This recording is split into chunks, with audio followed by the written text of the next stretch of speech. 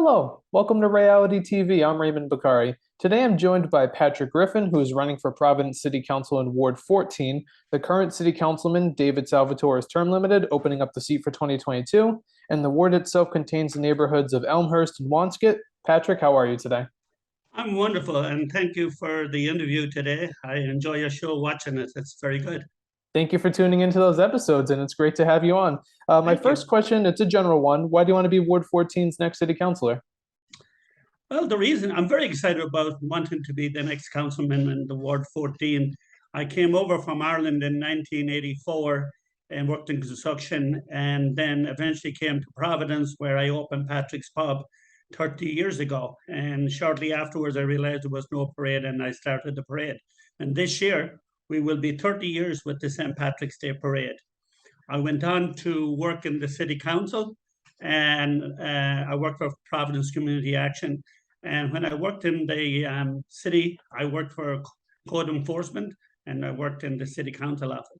So I'm very experienced. I'm a guy that has run a business for all these years.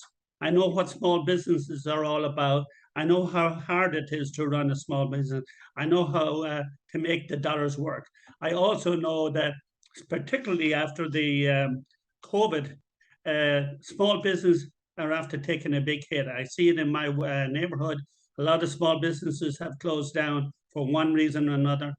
I will be a big advocate for these people to help them get grants and low interest rate loans, and so I will be a good voice for them in City Hall. As far as the neighborhood is concerned, with my experience in code enforcement and working in the city council doing constituent services, I've been there for 3 years. I know what the problems are. I have worked with other council people. I am very, very experienced at contacting the different department directors and getting the job done. I am a Mr. Fixer. I will get it done. I know who to get in touch with, and I know how to get it done. And this is going to be an interesting primary since, for one, excuse me, the incumbent chose not, or the incumbent is term limited, and two, you have two other opponents in the primary, Shelley Peterson and Andrew Poyant. What differentiates you from your opponents? My experience is big. And to my understanding, neither one of them have owned a business. They don't know what it's like to stretch the dollar, how to operate a business, hire people, fire people, how to get things done. With my experience in City Hall and working with the City Council office, I know how to take care of our ward. And I'm looking so forward. We have a fantastic 14 ward. And I know after walking the ward, there is definitely problems in certain parts of it. There's a lot of dumping and other issues going on.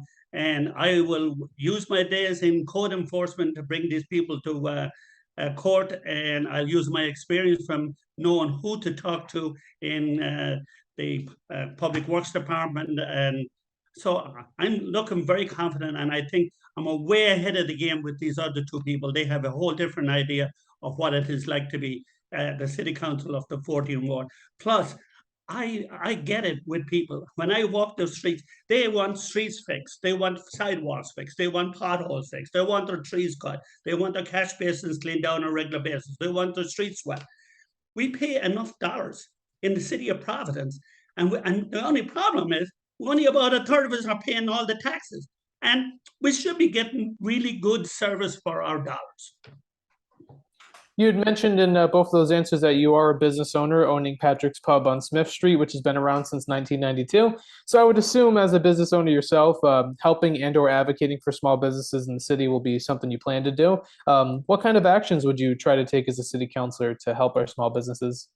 Like I said already, I think it's very important for me when elected that I will go to these small businesses, advocate for them, find out what their needs are. I know for a fact, as a small business person, dollars are huge right now. Businesses have not come back since COVID.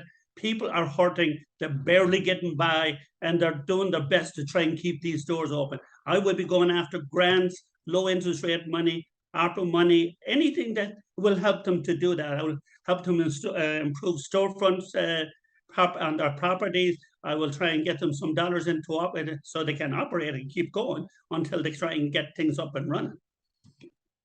You're also big on improving city services. That's a big part of quality of life in the city of Providence, whether it's having that street swept or the snow being plowed on time when it's snowing. And a big part of this campaign is when you're canvassing, knocking on doors, and hearing what the residents are telling you about that. What are the top city services you're hearing the most about from residents? Well, actually, this weekend I was in the Wanscott area, and I was talking to some people down there. There's a lot of dumping going on there. People littering the streets, and I was talking to one lady. She put her house on the market 6 months ago and can't sell it because of the condition of dumping. I will be big on dumping. I will make sure that we clean up the neighborhood. As far as the rest of the neighborhood, the rest of the neighborhood is in relatively good condition. Other than, again, we need to go back and try and help the small businesses. We need to do the basic city services. I keep going back: the streets being swept, snow plowing, catch basins being cleaned out twice a year, um, trees being trimmed, sidewalks being fixed. All these things I hear all the time. Well, I have a sidewalk that the tree has bumped up. When is the city going to do something about this? I told them that I know who to contact. I work there. I know who to call. Moving on to public safety. Over the past 2 years, it's been a debate of should we defund the police? Should we fund it more? Should the police be abolished? All those three kind of parts of the argument are being talked Yep. about. And Yep. it's either that, but now it's also switching to reimagine public safety. So it's making the conversation even more interesting, depending on who you ask. Where do you stand on the idea of defunding the police? Well, first of all, I want to say that we have the best police chief in the state, if not in the country. And the police department that the state of Providence have gone out of their way for training and different issues, have gone outside of the state to make sure that they are number one. I would advocate for maximum amount of policing. I am not a defund guy like some other people that's running.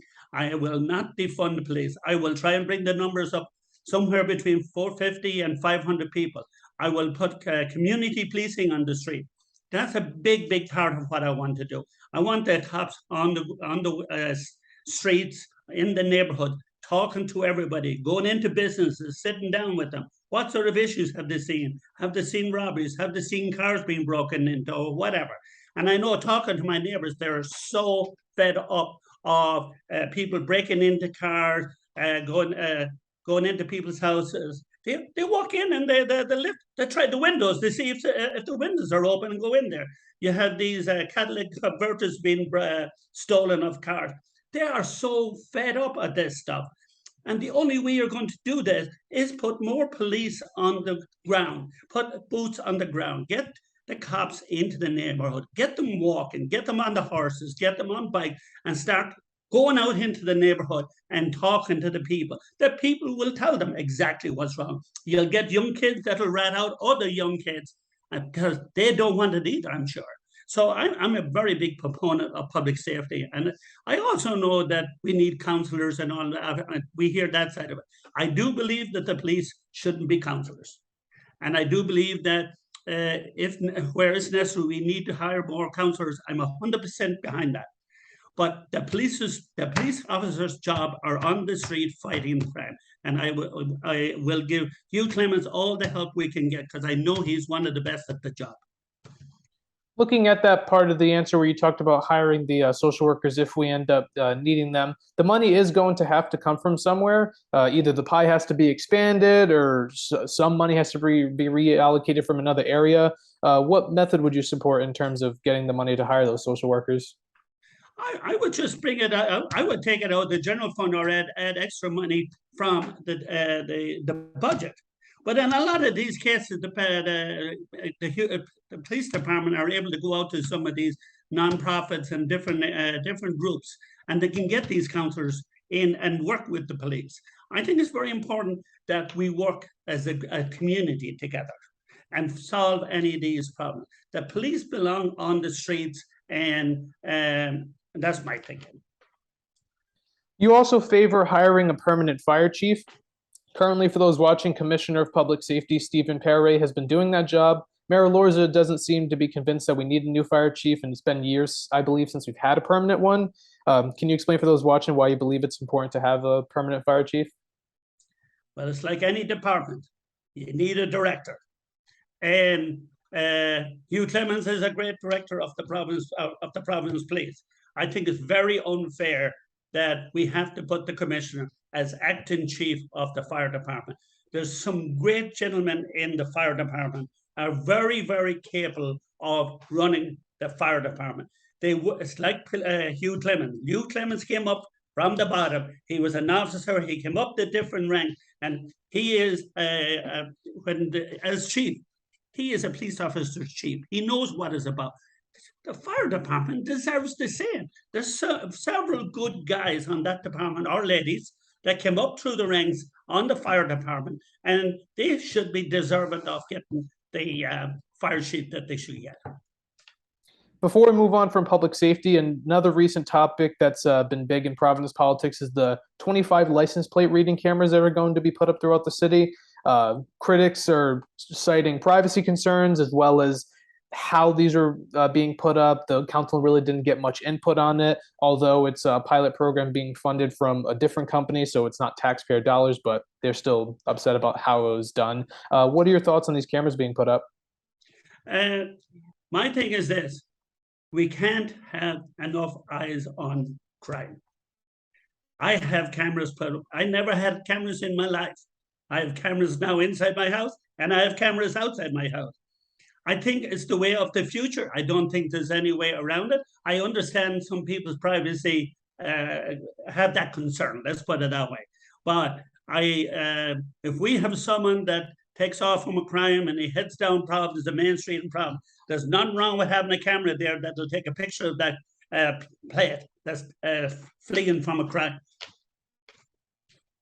This one's more of a political question as opposed to policy. It is a crowded primary for the seat. The outgoing Councilman David Salvatore ended up endorsing one of your opponents, Shelley Peterson. Were there conversations between you and the councilman about trying to get an endorsement? We had several conversations, but outside of that, I'm not going to get into this argument about what was not the case to me. He didn't endorse me, and I leave it at that. Another part of this primary that I want to point attention to is the, I guess, the showing how there's a shift to the left in most of these council races and this one. Both your opponents are a little further to the left than you on some of these policies, whether it's being one of the political cooperatives candidates or just fighting for policies like a Green New Deal. Do you consider yourself a moderate, centrist, or a progressive? Well, I don't want to put a label on my forehead. I'm looking at going forward for the city of Providence, and I'm hoping I'm going right down the middle.